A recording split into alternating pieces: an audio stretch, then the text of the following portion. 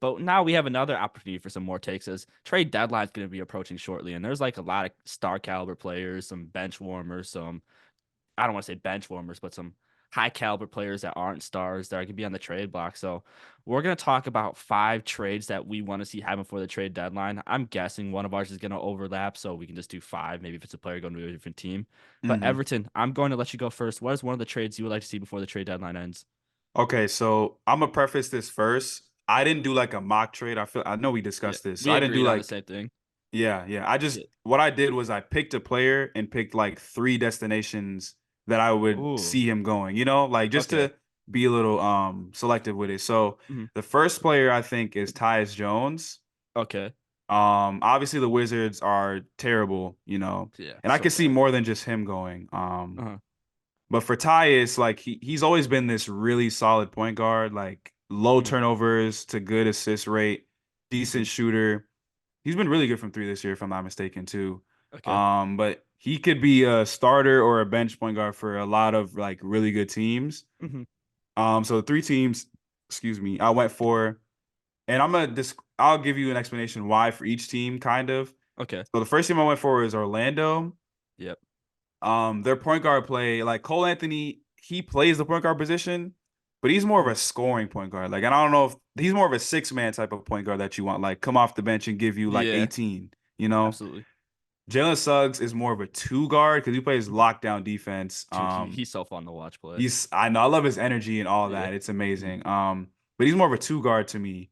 Mhm. And then Markel Fultz was injured a lot, and he's a solid point guard. But I don't know, like the injury bug it kind of gets to Markel. I love Markel Fultz. Yeah. Like his comeback from where he was in Philly. I love what's happened with that. Mhm. But he's just still been kind of a guy who's injured a lot.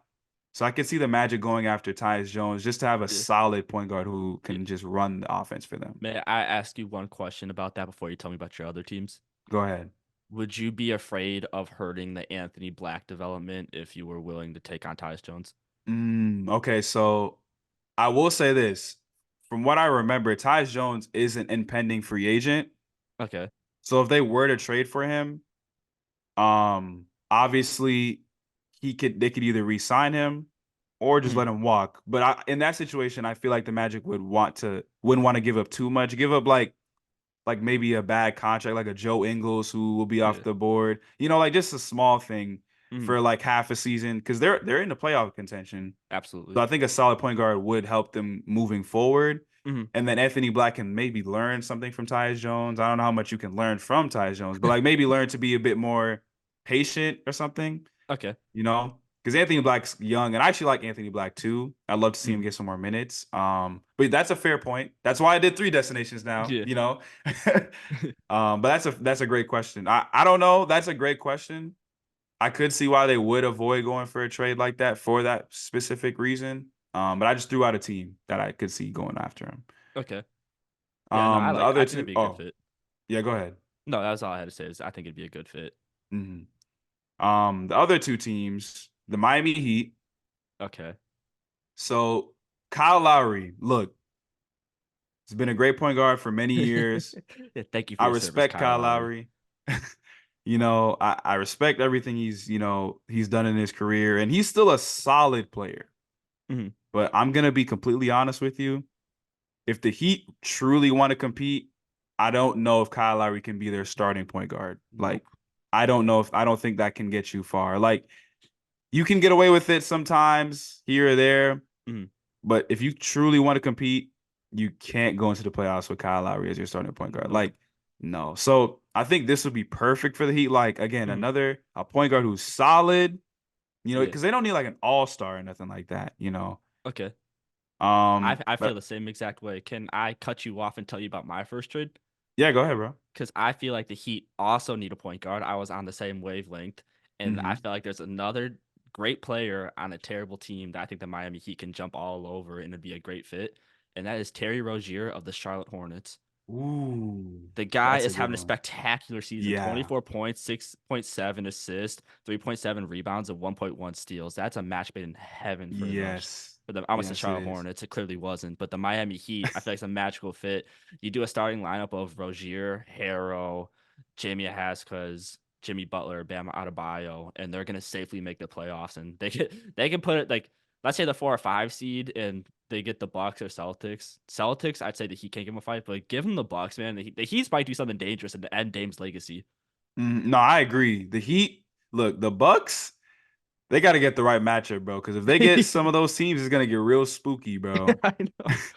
Yeah, dude. Like they might be like retiring if this goes wrong. I'm joking a little bit, but like just yeah, the Bucks, they just lack the depth they had when they did the Dame trade. I mean, you traded for a star. Like I can't blame you for doing that Dame trade, but man, the depth is just not there. And if you get a team as deep as the Heat who can make a trade for a guard, you're gonna be in for some trouble. Yeah, I Yeah, agree. We have the same thought process with the Heat getting the point guard. yeah, absolutely. It's just Tyus Jones. I'd also love that'd be a great fit. It's just I went with Terry Rozier over Tyus Jones. I like both. I think they bring two different things that would both help the Heat. Like Mm, Tyus would bring like a solid kind of like patient point guard, whereas Terry would bring like a more like go get a bucket, which they yeah. do need sometimes, to be Mm. honest. So Yeah, that would because I be a was good looking, trade it's too. just they have good scores, but like when it gets lower down the list, yeah, they have good depth, but their depth doesn't really score like that. And Terry Rozier is down to get a bucket. And hey, 6.7 assists per game. He also knows how to distribute the ball. It's just very underrated of Terry Rozier's Yeah. game. Hmm. But now we're gonna move. I know you said a third team. I'm gonna challenge you, Everton, to pick your favorite team for the next 2 trades, just because I want to just speed it up just a little bit. Hmm. Give me your second trade, and that'll be our third trade we talk about. Okay, my second trade. I actually like this one a lot. Okay. I know you're a Bulls fan, Oh, so is this gonna be a Zach LaVine trade?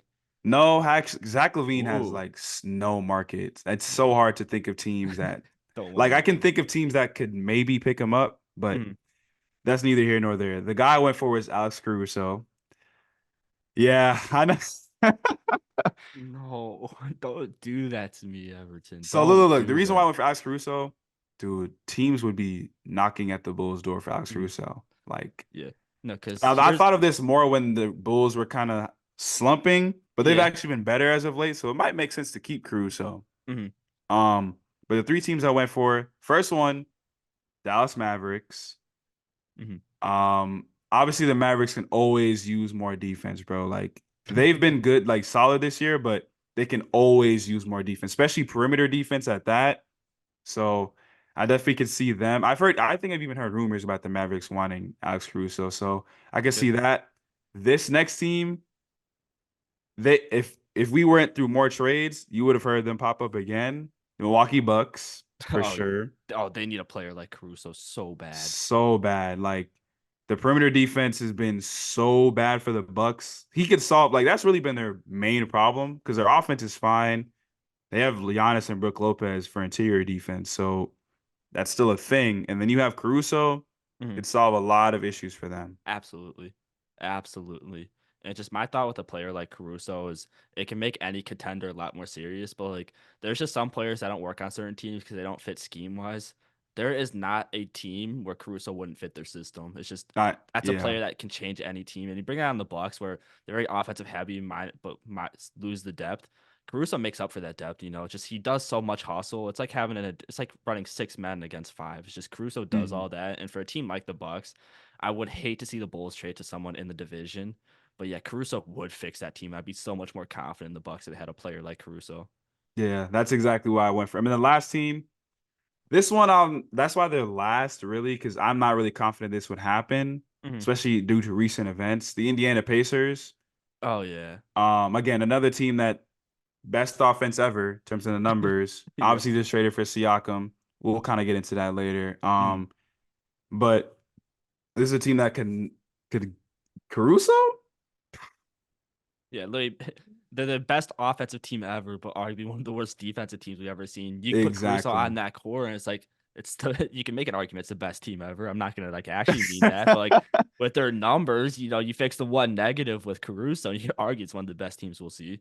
Exactly. So Yeah. I went for them. Not confident in that at all.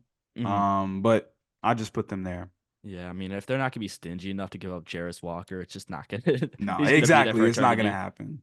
Yeah, so I'm gonna do one more trade before I let Everton take the last trade of the five. And I was gonna do Zach LaVine, even though he has no market. It's just I keep hearing rumors that the Bulls still want to move on from him, which is a shame because he's been hooping. But I'm gonna move on to a different team, and I'm gonna go for a star player going to a somewhat below average team. The Hawks need to separate Trae Young and DeJounte Murray so bad. So bad. They're great players. They do not work. And so I'm rooting for a little bit of a reunion and send DeJounte Murray back to San Antonio.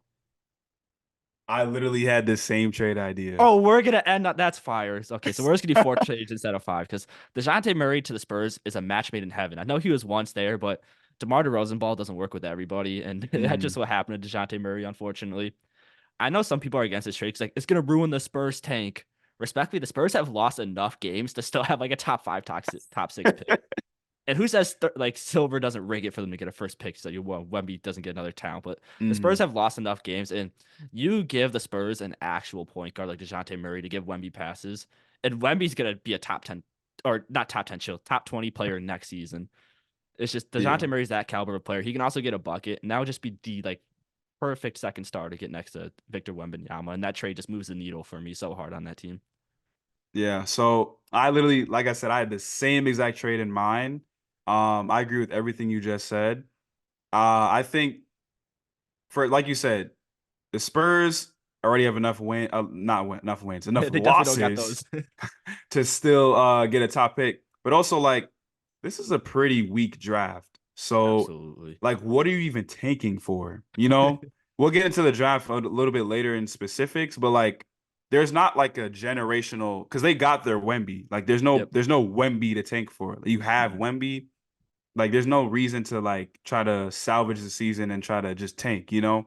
Yep. And plus, yo, Wemby with just Trey Jones. Like, you see what Wemby does with just Trey Yeah. Jones? Like, come on. Like, DeJounte Murray, Trey Jones, Yeah. it's completely different, you That know? team is So looking good. it would get spooky. Wemby Yep. and DeJounte would be such a good trade. I Yeah, mean, and not trade, but yeah, such a yeah, good duo. Yeah. yeah, and like not.